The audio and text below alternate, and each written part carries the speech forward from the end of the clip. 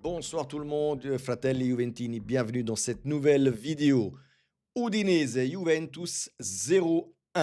Je ne vous cache pas, les amis, je ne vous cache pas que j'ai serré les fesses jusqu'à la fin, surtout suite à l'annulation de ce deuxième but de Francisco Conceição. Mais on va revenir sur tout le résumé du match. Comme toujours, abonnez-vous, likez la vidéo et commentez ici en bas. Que dire les amis? On part avec un 11 titulaire inédit avec Boga à gauche, bon, les autres vous les connaissez, donc la défense standard, Cambiaso, Kelly, Bremer, Kalulu. Devant la défense, Thuram, Locatelli. Et devant la grande nouveauté, on a joué avec les trois, Boga, Ildiz et Conceição, Ildiz Falso Nueve, qui a bien marché face à la Roma et face à Pisa la semaine dernière, mais qui ce soir n'a pas marché. D'ailleurs, vous l'avez vu, Spalletti a tout de suite changé ça au bout de 10-15 minutes. Il a inverti les deux positions de Boga et de Ildiz. Ildiz à sa position naturelle, entre guillemets, qu'on va dire, et Boga en tant que falso nueve attaquant là devant. Et là, ça a changé un peu la dynamique du match, les amis. Vraiment, tout le match a changé à ce moment-là. Où après, sur une excellente descente avec le ballon de Ildiz qui l'a remis au milieu, Boga marque le 1-0, un très beau but de la part de Boga. Mais voilà, le mérite en revient quand même à Ildiz qui est quasiment tout fait sur ce match, sur cette passe-là. Boga n'avait plus qu'à pousser le ballon dedans. Après, en première mi-temps, pardon, on a encore joué, on méritait sans doute déjà le 2-0. Il faut dire que le gardien de, comment il s'appelle, de l'Udinese, Okaye, désolé pour la prononciation, les amis, mais ouais, il a fait pas mal d'arrêts, même sur Boga en première mi-temps, en deuxième mi-temps, il en a fait aussi. Mais voilà, très très bon gardien Okaye de la part d'Udinese. Mais malheureusement, on ne rentre que sur le score ou le résultat de 1-0 pour la Juve dans les vestiaires. Et là, retour des vestiaires, il y avait déjà quelque chose que je ne comprenais pas. Thuram était rentré sur le terrain, puis était rentré dedans, puis pour ressortir, et puis je sais pas. Il a voulu sans doute encore tester mais il boitait sur le terrain, donc il a été remplacé, Thuram, malheureusement, je le dis malheureusement, par Fantomas, les amis. Oui, Fantomas. La catastrophe Fantomas, qu'est-ce que vous voulez que je vous dise? Vous savez ce que je pense de ce joueur, je ne vais plus le dire. Il a encore fait des conneries ce soir, des erreurs, des erreurs de passe. Enfin bref, même sur le but, le deuxième but de Francisco Conceição, c'est lui qui se trouve là devant. Alors moi, personnellement, je n'aurais jamais annulé ce but-là parce qu'on dit oui, ça gêne la visuelle du gardien. Mais on a très bien vu que le gardien voyait le ballon. D'ailleurs, sur le tir de Conceição, le gardien se jette déjà sur la gauche. Donc la visuelle, elle était complètement ouverte. Je ne sais pas, l'avare a rappelé l'arbitre. L'arbitre a regardé l'action en long et en large de tous les côtés, de droite à gauche, de haut en bas. Et pour finir, il annule parce que, a priori, Fantomas, donc alias Cop Miners, on va l'appeler comme ça, euh, était sur la trajectoire. Alors, il ne la touche pas. Il ne fait pas obstruction au gardien. Il ne fait rien. Moi, c'est les buts normalement que je valide. Mais non, quand ça arrive à la Juventus, les amis, c'est toujours annulé. Et il faut se poser des questions. À d'autres clubs, on valide ce genre de but, mais à nous, tout simplement, on nous les annule.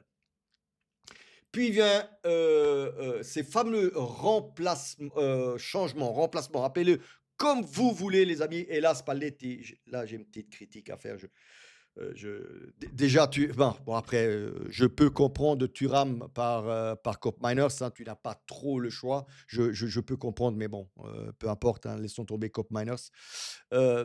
Et puis la rentrée de Gatti et Gatti, les amis, et Miretti, les amis.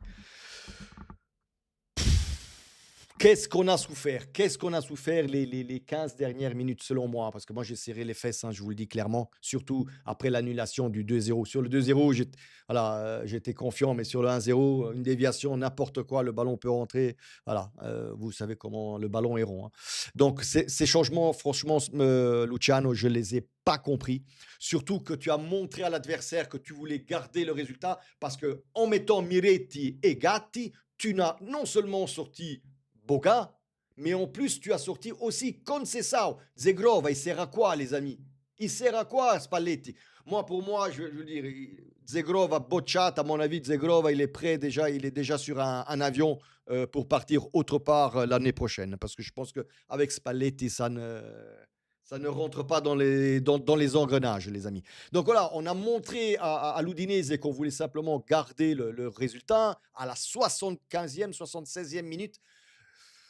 Ouais, encore 15 minutes à jouer comme ça, non. Pour moi, Spalletti, là, selon moi, a fait une erreur de trop se couvrir, de trop se couvrir. En plus, Miretti qui fait comme Koopmeiners des erreurs. Un ballon, quand Ildiz lui donne le ballon du 2-0, Miretti n'a qu'à la pousser dedans. Non, il tire le ballon, il tire le ballon sur Okoye. Je me rappelle encore une fois, désolé pour la prononciation. Donc là, il n'a qu'à la pousser un peu en hauteur. Le gardien était déjà au sol. Bref, Miretti comme Miretti d'ailleurs, ce serait pas mal qu'Allegri l'appelle parce que c'est un pur produit Allegri. Moi, je ne l'aime pas, Miretti. Et encore une fois, ne revenez pas ici en bas. Je ne sais plus qui m'avait commenté ça. Miretti mini Zidane, parce que je le banne, celui qui me met ça en commentaire, les amis. Bref, voilà. Le match se termine à la 96e minute. J'ai toujours pas compris pourquoi il a donné encore 1 minute 10 en plus des 5 minutes. Faut m'expliquer. Peut-être qu'il attendait que l'Udinese marque le but égalisateur. Mais on tient, les amis. Donc, pour finir, victoire fondamentale pour la Juve. On passe à 53. Donc, 2 points au-dessus de la Roma et de Como. Donc, c'est tout bénef pour nous.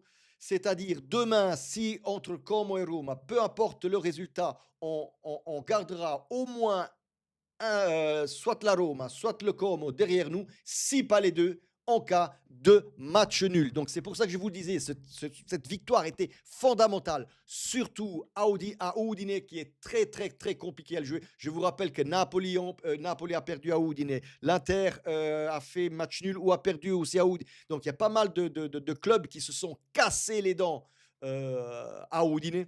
Donc voilà, je suis très content de cette victoire.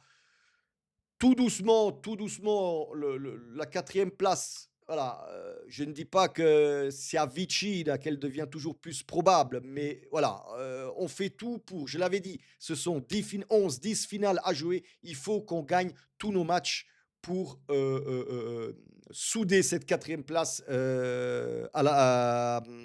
pas souder, qu'est-ce que je pas souder, pour valider cette quatrième place, signification de Ligue des Champions. J'en perds même mon latin, mon français, n'importe quoi. Je trouve même plus les mots. En fait, je suis vraiment content de cette victoire parce que c'était pas facile face à Udine et franchement, ce déplacement à Udine me faisait peur, hein, je le dis très clairement. Voilà les amis, je pense qu'on a fait le tour du match. Les meilleurs aujourd'hui, pour moi, c'est Boga parce qu'il a marqué et derrière Bremer. Pourquoi pas Ildiz, les amis? Ildiz ce soir, très bien, il a bien joué, je ne dis pas le contraire. Mais de temps en temps, Ildiz, tu es notre numéro 10, mais tire au but, tire dans les buts. Que ce soit en première mi-temps, il y a 1 ou 2 fois où il essaie de passer le ballon. En fait, j'ai l'impression qu'il devient trop altruiste soit de temps en temps un peu plus égoïste, Ildiz, soit un peu plus égoïste devant les buts. Voilà, c'est tout ce que j'avais à dire sur ce match. Come sempre ragazzi, fino alla fine, forza Juve!